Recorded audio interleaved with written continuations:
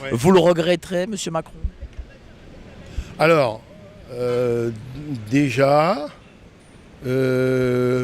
après le premier tour des élections en 2017, déjà, j'étais pas dans le sentiment de le regretter.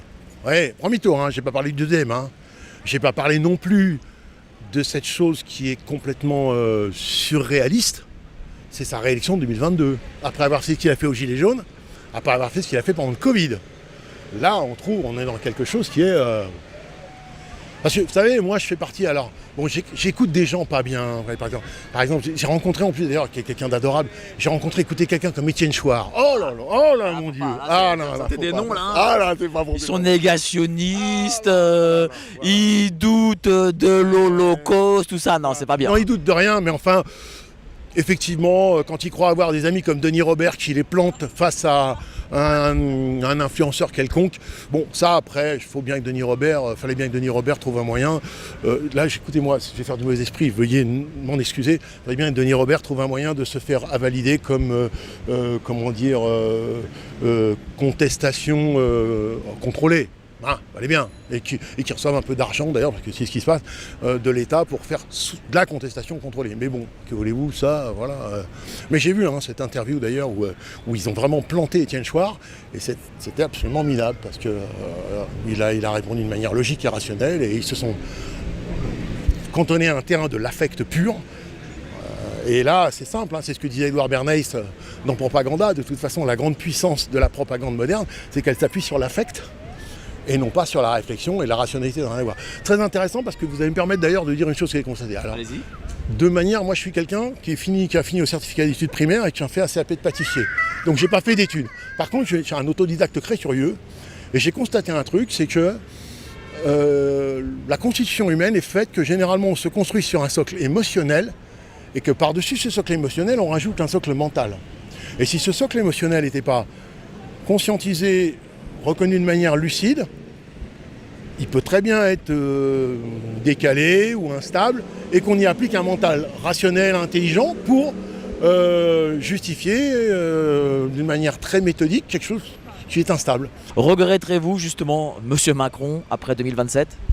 Pas du tout. Je ne le regretterai pas. Je regrette juste les conséquences de toutes ces décisions, de ces paroles. Vous le regretterez après 2027? Non, Du tout? du tout. Non, et puis bon, après... Même si c'est Jordan Bardella? Voilà, c'est ça. C'est ce que j'allais y venir. On ne sait pas ce qui nous arrive pour 2027. On croise les doigts pour pas que ce soit les extrêmes des deux côtés. Mais on regrettera Si c'est Jordan Bardella, vous souhaiteriez que Macron reste? Bah oui. Oui. Ouais. Oui. Bah oui. Bah oui. Vous le regretterez pas, sauf Bardella. Sauf si c'est Bardella. Bah c'est-à-dire qu'on regrette, alors, à part Charles de Gaulle, je pense que ou Mitterrand n'a jamais vraiment regretté un président. For sure. Monsieur le Président, je vous écris parce qu'il m'est devenu impossible de ne plus crier. Vous nous expliquez qu'on ne répond pas à un drame par des cris, qu'il faudrait du calme, de la mesure, de la retenue. Pourtant, Monsieur le Président, cela fait des années que nous répondons par des larmes, des années que nous enterrons nos mortes, des années que nous accompagnons nos blessés, des années que nous recueillons les récits de celles qui ont été violées, agressées, humiliées, des années que nous écrivons, témoignons, alertons, manifestons avec dignité. Et puisque nos voix polies se perdent dans l'indifférence, que nous reste-t-il? Les cris de la peur, les cris du chagrin, les cris de la colère, les cris de celles qui refusent désormais de mourir en silence. Vous avez choisi de reprendre le ton de ceux qui souffrent plutôt de condamner avec force ceux qui font souffrir. Comment pouvez-vous dire à une femme qui vient d'enterrer son enfant que des cris ne résoudront rien? Comment pouvez-vous regarder une mère dévastée et lui opposer une leçon de maintien? Comment pouvez-vous trouver le volume de notre douleur plus inconcevant que les violences qui l'ont rendu nécessaire? Monsieur le Président, ce ne sont pas les femmes en colère qu'il faut éduquer. Ce sont les violeurs qu'il faut condamner sans ambiguïté. Ce sont les assassins qu'il faut poursuivre avec une détermination sans faille. Ce sont les cultures de l'impunité qu'il faut déconstruire. Le problème n'a jamais été le volume de notre colère. Le problème, c'est ce qui l'a rendu nécessaire. Vous avez le titre et la fonction de président, mais cette fonction ne se résume ni à un costume, ni à une parole officielle. Elle exige du courage, de la hauteur, et cette capacité à entendre la souffrance d'un peuple, sans d'abord en corriger l'expression. Vous nous reprochez nos cris, je vous reproche votre silence. Monsieur le Président, il est des principes qui ne devraient souffrir d'aucun appel. On ne touche ni à une femme, ni à un enfant. Un homme digne de ce nom n'a pas besoin qu'on le lui enseigne. Un président, encore moins.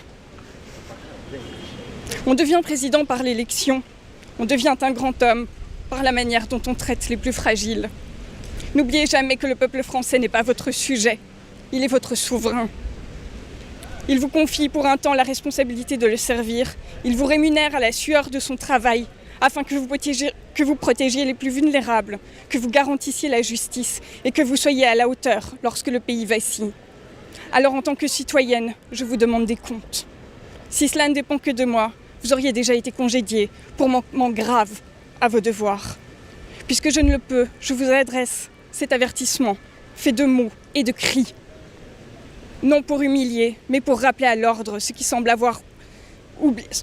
qui semble avoir oublié la mission qui lui a été confiée. Ayez enfin le courage des décisions nécessaires. Déconstruisez ce qui doit l'être, baptisez ce qui doit advenir. Faites en sorte qu'aucune mère n'ait plus à enterrer son enfant en ayant le sentiment d'être ensuite réprimandée pour avoir trop fortement exprimé sa douleur.